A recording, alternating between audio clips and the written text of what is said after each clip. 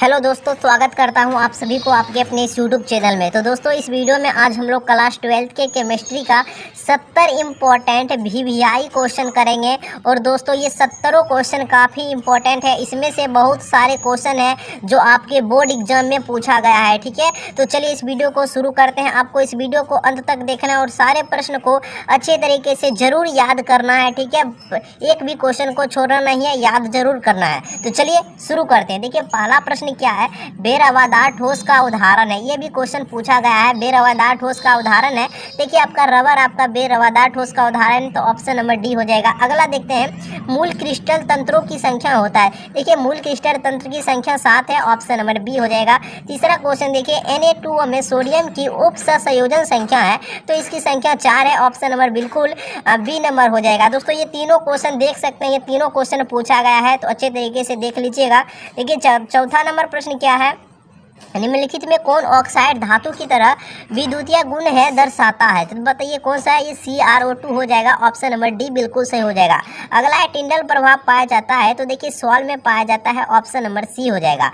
अगला है, अर्धपारगम झिल्ली से प्रासरण क्रिया में निकल पाते हैं, तो देखिए इस क्रिया में विलायक के अणु निकल पाते हैं, तो ऑप्शन नंबर बी हो जाएगा। ये भी सारे क्वेश्चन पूछा गया है। ठीक है, अब देखिए शुद्ध जल का pH मान आपको बताना है। देखिए, शुद्ध जल का pH मान आपका 7 होता है, तो ऑप्शन नंबर डी होगा। अगला है, निम्नलिखित में कौन अनुसंख्यक गुणधर्म नहीं है। देखिए, अनुसंख्यक गुणधर्म 4 प्रकार का होता है, हिमांक अवनमन, क्वथनांक उन्नयन, वाष्प दाब का सापेक्ष अवनमन और एक होता है प्रासरण दाब। देखिए 4 होता है, इसमें पूछा है अनुसंख्यक गुणधर्म नहीं है, तो देखिए प्रकाशीय सक्रियता नहीं है, तो ऑप्शन नंबर सी हो जाएगा। अब देखिए, ये क्वेश्चन काफ़ी लाजवाब है, यहाँ से बहुत सारे क्वेश्चन आपसे पूछा जाता है, बोर्ड एग्जाम में पूछा जाता है। परमाणु द्रव्यमान बराबर होता है। देखिए, परमाणु द्रव्यमान को सूचित करते हैं हम लोग जेड से, नहीं सॉरी, परमाणु संख्या को जेड से, परमाणु द्रव्यमान को हम लोग एक ए से सूचित करते हैं। और पूछा है ए बराबर, यानी परमाणु द्रव्यमान बराबर, यानी ए बराबर क्या होता है, तो इसके बराबर प्रोटॉन की संख्या प्लस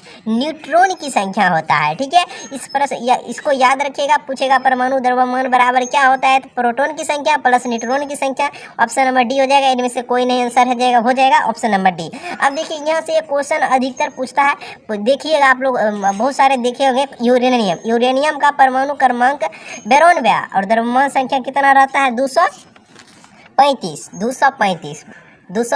ये क्वेश्चन पूछता है बार बार, तो इस क्वेश्चन को ध्यान में रखिएगा। यहाँ से पूछेगा यूरेनियम का परमाणु इस तरह से दिया रहेगा क्वेश्चन, इसमें पूछेगा न्यूट्रॉन की संख्या ज्ञात करें। अब बताइए, इसमें न्यूट्रॉन की संख्या नहीं ज्ञात कर लीजिएगा आप लोग, तो सिंपल तरीके से आप बताइए, परमाणु द्रव्यमान बराबर, अभी तुरंत आप लोग क्या कहें, परमाणु यानी ए बराबर, ए से सूचित करते हैं, ए बराबर प्रोटॉन की संख्या प्लस न्यूट्रॉन की संख्या। अब देखिए, हमको न्यूट्रॉन की संख्या यानी En निकालना है। देखिए, द्रव्यमान कितना दिया गया है, 235।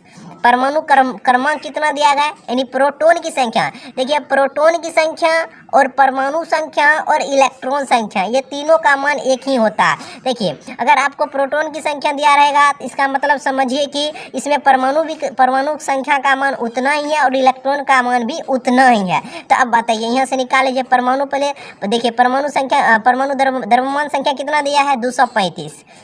आप बताइए प्रोटॉन की संख्या कितना दिया है, 92। अब इसमें से घटा लीजिए, आंसर आपको मिल जाएगा। तो इसको याद रखिएगा, परमाणु द्रव्यमान बराबर सिंपल से याद रखिएगा प्रोटॉन की संख्या प्लस न्यूट्रॉन की संख्या। ठीक है, और आप लोग याद कर लीजिएगा और कमेंट में भी कर दीजिएगा। ठीक है, ताकि याद रहेगा। प्रासरणी दाब बढ़ता है जब क्या होता है, तापक्रम क्या होता है, बढ़ता है, तापक्रम बढ़ता है, तो ऑप्शन नंबर बिल्कुल ए हो जाएगा। अगला है, जलीय घोल में हाइड्रोजन इनमें से किसे अपकृत नहीं करता है, तो Fe3+ को ऑप्शन नंबर ए हो जाएगा।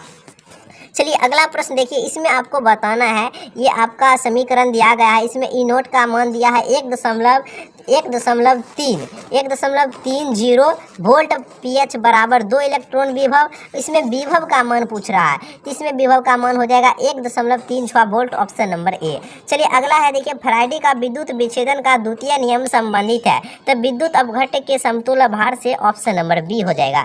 चलिए अगले प्रश्न आपके सामने है, क्या है, सेल जिसमें रासायनिक ऊर्जा विद्युत ऊर्जा में बदलती है, उसे क्या कहते हैं। देखिए, जो सेल है, जो रासायनिक रासायनिक ऊर्जा है ना वह विद्युत ऊर्जा में बदल जाता है, तो उसे हम लोग क्या कहते हैं, गैल्वेनिक सेल, ऑप्शन बी। अगला, अभिकारक अणुओं को उत्पाद में परिवर्तित होने के लिए आवश्यकता न्यूनतम ऊर्जा होती है, वह सक्रियण ऊर्जा होता है, ऑप्शन सी। अगला देखते हैं, इसमें देखिए ये इस अभिक्रिया की इस कोटि में इसकी कोटि बताना, इस अभिक्रिया में इसकी कोटि आपका कितना हो जाएगा, तो इसकी कोटि आपका ये हो जाएगा 1। कितना हो जाएगा 1, ऑप्शन बी। इसमें ये आपको दिया गया है ये अभिक्रिया, इसमें कोटि की संख्या आपका 0 हो जाएगा, ऑप्शन डी। अगला, किसी वस्तु के प्रतिक्रिया करने का दर निर्भर करता है सक्रिय भार पर, ऑप्शन नंबर डी। चलिए अगला देखिए, रासायनिक अधिशोषण में कितने परतें होती है, काफ़ी इंपॉर्टेंट क्वेश्चन है, याद रखिएगा। रासायनिक अधिशोषण में परतें की संख्या 2 होती है, ऑप्शन बी। अगला, निम्नलिखित में किसमें टिंडल प्रभाव नहीं पाया जाता है, तो चीनी के घोल में। अगला है, दूध एक उदाहरण है। देखिए यहाँ से क्वेश्चन श्योर है, आपके क्वेश्चन में आपके बोर्ड एग्जाम में क्वेश्चन रहता ही है, तो रहता ही है। देखिए दूध एक उदाहरण है, यह पायस का उदाहरण है। देखिए एक पायस का, हम पायस का उदाहरण बता देते हैं आप लोग अच्छे तरीके से। देखिए पायस का उदाहरण सबसे पहले दूध हो गया, इसको याद रख लीजिएगा। दूध हुआ, पनीर आपका हुआ पायस का उदाहरण, सेंट हुआ ये आपका पायस का उदाहरण, पेंट हुआ, पेंट, सेंट, पेंट, क्रीम, ठीक है, क्रीम, उसके बाद गोंद, ये सब आपका क्या हुआ, ये पायस का उदाहरण है। देखिए ये पायस का उदाहरण है। अगर आपको यहाँ पर पायस नहीं रहेगा, देखिए यहाँ पर पूछेगा दूध एक, अगर पायस यहाँ पर नहीं रहता, अगर कोलाइड भी रहता ना, कोलाइड तो भी आंसर आप लोग दूध ये कोलाइड मारते, ठीक है। अगर मान लीजिए आपके पास 2 ऑप्शन रहेगा, इसमें देखिए पायस भी है, अगर इसमें कोलाइड भी रहता ऑप्शन में, तो आप लोग किसको मारते, तो कोलाइड को ही मारते, ठीक है। तो देखिए इसमें कोलाइड नहीं दिया गया है, तो पायस ही आपका आंसर हो जाएगा। पायस आपका, आपके को बोर्ड एग्जाम में इससे ही रिलेटेड क्वेश्चन दिया गया है, तो पायस ही आपको मारना होगा, ऑप्शन नंबर डी, पायस सही उत्तर हो जाएगा। अब देखिए ये जेल है, इससे भी क्वेश्चन पूछता है जेल, वो वाला जेल नहीं समझिएगा जो ठोस में द्रव होता है। देखिए पूछेगा जेल का उदाहरण है। अभी देखिए यहाँ पर दूध लिखा है ना, मान लीजिए यहाँ पर अभी आपको रहता पनीर, देखिए ये पनीर आपका उदाहरण है जेल का। पूछेगा शहद आपका किसका उदाहरण है, जेल का उदाहरण है। पूछेगा शैम्पू आपका जेल का उदाहरण है। पूछेगा फेस वॉश जो लगाते हैं उजला होने के लिए, रियलिटी में उजला नहीं होता है, ठीक है, तो ये भी आपका जेल का उदाहरण है, याद रखिएगा। चलिए अगला प्रश्न देखिए, सामान्य ताप एवं दाब पर किसी गैस के 1 मोल का आयतन होता है 22.4 लीटर, ऑप्शन बी। अगला, निम्नलिखित में कौन कोलाइड घोल नहीं है। देखिए यहाँ से क्वेश्चन श्योर है रहेगा। देखिए कोलाइड घोल नहीं है, देखिए आपका जल है ना, ये कोलाइड घोल आपका नहीं है। देखिए कोलाइड घोल कौन होगा, जो अभी उदाहरण पायस वाला बताएं, ये सभी कोलाइड ही घोल का उदाहरण है, यानी कोलाइड विलयन का ही उदाहरण है। देखिए पूछेगा कोलाइड विलयन, अच्छा कोलाइड किसे कहते हैं, वैसे विलयन जिसमें विलय पदार्थ के कण की त्रिज्या कितना रहता है जानते हैं, 10⁻⁻5 सेंटीमीटर से 10⁻⁻7 सेंटीमीटर तक रहता है, ठीक है, उसे कोलाइड विलयन कहते हैं, ठीक है। चलिए अगला देखते हैं। तो देखिए निम्नलिखित में कौन कोलाइड घोल नहीं है, तो आपका जल नहीं है। देखिए ये धुआं, गोंद, ये दूध, गोंद, धुआं, ये आपका कोलाइड घोल है, ठीक है। देखिए क्वेश्चन पूछ दिया है। अब देखिए निम्नलिखित में ठोस समुदाय कौन है, क्वेश्चन काफ़ी इंपॉर्टेंट है आपके बोर्ड एग्जाम के लिए। ये ठोस समुदाय आपका संश्लेषित जेम है। अब कहीं अगर ऑप्शन में आपको ये संश्लेषित जेम नहीं मिलेगा, देखिए ठोस आपका जो होता है ना, ठोस ये आपका मिश्र धातु होता है। क्या होता है, मिश्र धातु। अगर संश्लेषित जेम नहीं रहेगा तो मिश्र धातु रहेगा, तो डायरेक्ट मारिएगा मिश्र धातु, तो ऑप्शन नंबर इसका भी ऑप्शन के हिसाब से संश्लेषित जेम हो जाएगा। अब देखिए बात्या भट्टी में निम्नलिखित में किस ऑक्साइड का अपचयन होता है, आयरन का ऑक्साइड, कॉपर का मुख्य अयस्क, कॉपर ग्लास, ऑप्शन बी। चलिए अगला प्रश्न पर बढ़ते हैं, और आप लोग एक लाइक कर दीजिएगा इस वीडियो को एक लाइक कर दीजिएगा, और चैनल को सब्सक्राइब कर लीजिएगा जो न्यू स्टूडेंट होंगे, ठीक है। चलिए आप लोग जवाब देते रहिएगा। जब किसी धातु के ऑक्साइड को कार्बन के साथ गर्म किया जाता है तो धातु का निर्माण होता है। देखिए अब ये आपको समीकरण देगा, यहाँ पर कार्बन क्या है, यहाँ पर आपका ये कार्बन क्या है, तो यहाँ अब कारक है ऑप्शन बी। अगला निम्नलिखित में से कौन सी धातु भूपर्पट्टी में पाई जाती है, प्रचुर मात्रा में, आपका एल्युमिनियम ऑप्शन सी। अगला डोलामाइट खनिज में पाया जाता है तो मैग्नीशियम। गलेना किसका है, इसके पीबी का है, इसका यानी मरकरी यानी सीसा, यानी ऑप्शन नंबर बिल्कुल बी नंबर हो जाएगा। निम्नलिखित में सबसे बड़ा बॉन्ड कौन किस में पाया जाता है, तो NH3 में। अगला है H2SO4 एक है, यह द्विभाषमिक अम्ल है। बिस्मथ की सबसे अस्थायी ऑक्सीकरण अवस्था प्लस3 होती है, काफ़ी इंपॉर्टेंट है। चलिए अगले प्रश्न की ओर बढ़ते हैं। देखिए निम्नलिखित में से कौन सबसे शक्तिशाली ऑक्सीकारक है, देखिए फ्लोरीन आपका हो जाएगा। अगला है सल्फर सल्फाइड है, इसका समारण किया जाता है फेन उत्प्लवन विधि के द्वारा। हीलियम का मुख्य स्रोत क्या है, तो हीलियम का मुख्य स्रोत आपका सूर्य हो जाएगा, ऑप्शन नंबर सी हो जाएगा। निम्नलिखित में सबसे प्रबल अम्ल कौन है, तो BI3 हो जाएगा। अगला निम्नलिखित में सबसे किसका बंधन कौन सबसे अधिक होता है, तो BF3 का, ऑप्शन नंबर सी। अगला अणुचुंबकीय प्रदर्शित करने वाला पदार्थ कौन है, oxygen O2, option number B हो जाएगा। ठीक है, एक प्रश्न को छोड़ना नहीं है, सारे प्रश्न को याद करना है। निम्नलिखित में से कौन धातु अम्ल से अभिक्रिया कर हाइड्रोजन गैस मुक्त नहीं करती है, तो कॉपर। अगला जब FeOH के होल 3 सॉल्ट में NaCl का घोल मिलाया जाता है तो FeOH3 अवक्षेपित हो जाता है, ऑप्शन नंबर डी। ठीक है, ये सारे क्वेश्चन सिंपल है, आप लोग पढ़ते, हम इतना पढ़ लिए हैं ये सारे क्वेश्चन, हमको सारे क्वेश्चन अच्छी तरीके से याद हो गया है। ठीक है, डी ऑर्बिटल का आकार होता है, देखिए डी ऑर्बिटल का आकार होता है आपका डबल डम्बेल होता है, पी ऑर्बिटल का आकार डम्बेल होता है। ठीक है, ये भी क्वेश्चन पूछता है। संक्रमण तत्व डी खंड के तत्व में हमेशा स्वतंत्र अवस्था में पाए जाने वाला तत्व क्या है, तत्व धातु आपका सोना हो जाएगा, ऑप्शन नंबर ए हो जाएगा। चलिए देखिए ये क्वेश्चन काफ़ी इंपॉर्टेंट क्या है, इसका आयुपेक नाम। देखिए चार ऑप्शन में से चारों ऑप्शन गलत है, चारों ऑप्शन गलत है। सबसे इस आयुपेक नाम निकालने के लिए सबसे पहले एक ऑक्सीडेशन नंबर, ऑक्सीकरण संख्या निकालना पड़ता है। ऑक्सीकरण संख्या आपका 4 आएगा, कहिएगा कैसे निकालना होता है। देखिए इसको माने, देखिए H2 है, इसका होता है 1 गुने 2 कीजिएगा, प्लस P2 केंद्रीय परमाणु को X मानिएगा, प्लस Cl को होता है -1 को 6 से गुना कीजिएगा -6, तो इस प्लस को हटा देते हैं, -6 लिख देते हैं, बराबर इक्वल टू 0 हो जाएगा। 2 + x - 6 बराबर 0, तो x बराबर आपका क्या हो जाएगा, 4 हो जाएगा। तो यही आपका ऑक्सीडेशन नंबर निकला। अब इसका नामकरण करेंगे, पहले इसको हाइड्रोजन लिखेंगे, हाइड्रोजन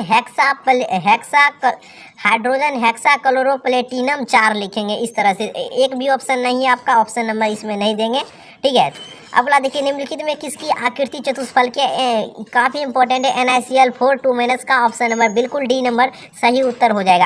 अगला है किस यौगिक के केंद्रीय धातु का प्रसंस्करण DsP2 होता है। देखिए इसका आपका हो जाएगा NaCN4 2-, ऑप्शन नंबर सी। उष्मा और विद्युत का अच्छा चालक क्या है, तो ये आपका क्या हो जाएगा, ग्रेफाइट हो जाएगा, ऑप्शन नंबर सी। अब देखिए अगला क्या, एल्कीन का सामान्य सूत्र क्या होता है। एल्कीन का CnH2n होता है, एल्केन का CnH2n+2 होता है, एल्काइन का होता है CnH2n-2। इस तीनों को याद रखिएगा। CH4 में सिग्मा बंधों की संख्या, देखिए मीथेन में आपको सिग्मा बंध की संख्या पूछ रहा है। अब देखिए कार्बन का 4 अणु लेगा, ठीक है, कार्बन का हाइड्रोजन इसमें पूछ रहा है सिग्मा। अब देखिए सिंगल बॉन्ड में, जहाँ पर सिंगल बॉन्ड रहेगा वहाँ पर एगो सिग्मा रहेगा, जहाँ डबल बॉन्ड रहेगा वहाँ पर 1 सिग्मा, वहाँ पर एगो पाई रहेगा, जहाँ पर ट्रिपल बॉन्ड रहेगा वहाँ पर 1 सिग्मा और 2 पाई रहेगा। ठीक है, अब देखिए मीथेन एल्केन वाला है तो सिंगल बॉन्ड होता है एल्केन में, तो देखिए यहाँ पर सभ्य सिग्मा रहेगा, अब यहाँ पर सिग्मा रहेगा, 4 गो अणु है तो एगो यहाँ सिग्मा, एगो यहाँ सिग्मा, तो कितना सिग्मा हुआ, 4, ऑप्शन नंबर ए। अगला कार्बन एकल बंध की लंबाई कितना होता है, 1.54 angstrom, option number C. Alcohol का सक्रिय क्रियाशील, अब देखिए एल्कोहल का OH होता है, एल्कोहल का OH COOH कार्बोक्सिलिक अम्ल, CH एल्डिहाइड, CO आपका कीटोन हो गया, ऑप्शन नंबर क्या हो जाएगा, तो इस एल्कोहल का पूछा है तो OH हो जाएगा। इसमें देखिए इस यौगिक का नाम क्या है, इस यौगिक का नाम फिनॉल हो जाएगा, ऑप्शन नंबर बी हो जाएगा। मिथेनॉल का सूत्र क्या है, देखिए मिथेनॉल का आपका सूत्र हो जाएगा CH3OH, यह मिथेनॉल का सूत्र हो जाएगा।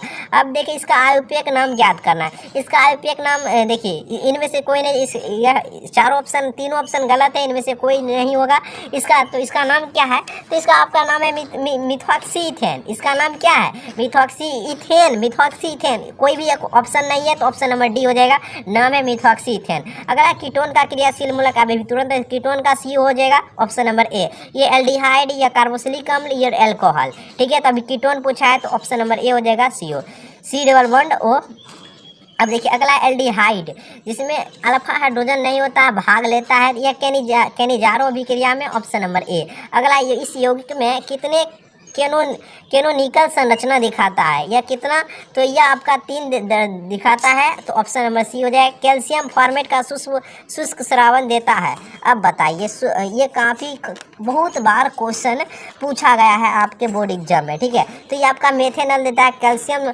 फॉर्मेट का शुष्क स्रावन देता है, या मेथेनॉल यानी HCHO, इसका नाम हुआ मेथेनॉल। चलिए ऑप्शन नंबर ए हो जाएगा। अब देखिए यह रिएक्शन है, इस X के जगह इस 4 ऑप्शन में से क्या भराया जाएगा, तो ऑप्शन नंबर बी हो जाएगा, SN या HCl, ऑप्शन नंबर बी हो जाएगा। मिथाइल एमीन को बनाया जा सकता है, मिथाइल एमीन को किसके द्वारा बनाया जाता है, हॉफमैन्स ब्रोमाइड अभिक्रिया के द्वारा, ऑप्शन नंबर बी। चलिए अगला है एनिलीन एवं एसिटिल्डिहाइड प्रतिक्रिया कर क्या बनाते हैं, ये स्किप्स बेस बनाते हैं, तो ऑप्शन नंबर जो भी डी लगाएं बिल्कुल सही उत्तर होगा। C3H9N से बनने वाले बहुलक की संख्या कितना है, 4 हो जाएगा। अगला निम्नलिखित में कौन बायोडिग्रेडेबल बहुलक है, सेल्यूलोज, क्या हो जाएगा, सेल्यूलोज। सिर्फ आप लोग एक लाइक करते जाइएगा। अगला है कार के टायर में प्रयुक्त होने वाला रबर हो जाएगा Buena rubber, option number A हो जाएगा ब्यूना रबर। अगला है कौन सी विटामिन की कमी से रतौंध देता है, विटामिन ए। ग्लूकोज में कायरल कार्बन की संख्या 4। डिटोल का उपयोग किया जाता है एंटीसेप्टिक के रूप में यानी प्रतिरोधी के रूप में, ऑप्शन नंबर ए। चलिए अब देखिए कपड़ा धोने वाला सोडा का नाम क्या है, तो Na2CO3 × 10H2O आपका ये हो जाएगा, ऑप्शन नंबर ए। अगला है, अब देखिए बुझा हुआ चूना का सूत्र। अब देखिए बुझा हुआ चूना का सूत्र आपका क्या होता है, CaOH को होल ट्वाइस होता है, CaOH को होल ट्वाइस। अब अच्छे ये बुझा हुआ चूना का सूत्र ये हो गया। अगर आप लोग जानते हैं बिना बुझा हुआ चूना का सूत्र पूछ रहे हैं, बिना बुझा हुआ चूना का सूत्र, बिना बुझा हुआ चूना का सूत्र क्या होता है, ये आप लोग के कहाँ पर बताइएगा, हमको कमेंट बॉक्स में बताइए। यहाँ तक जो भी स्टूडेंट वीडियो देखे हैं वह ज़रूर सक्सेस होइएगा, ठीक है, अच्छा नंबर लाइएगा। तो इसका जवाब दीजिएगा, बिना बुझा हुआ चूना का सूत्र क्या होता है, कमेंट बॉक्स में बताइएगा। बुझा हुआ चूना का सूत्र होता है CaOH को होल ट्वाइस। आप बताइए बिना बुझा हुआ चूना का सूत्र क्या होता है, कमेंट बॉक्स में बताइएगा। यहाँ तक वीडियो देखे हैं तो वीडियो देखने के लिए बहुत बहुत धन्यवाद। वीडियो को लाइक करके चैनल को सब्सक्राइब कर लीजिएगा जो न्यू है, और वीडियो को ज़रूर शेयर कीजिएगा। तो चलिए फिर मिलते हैं नए वीडियो में।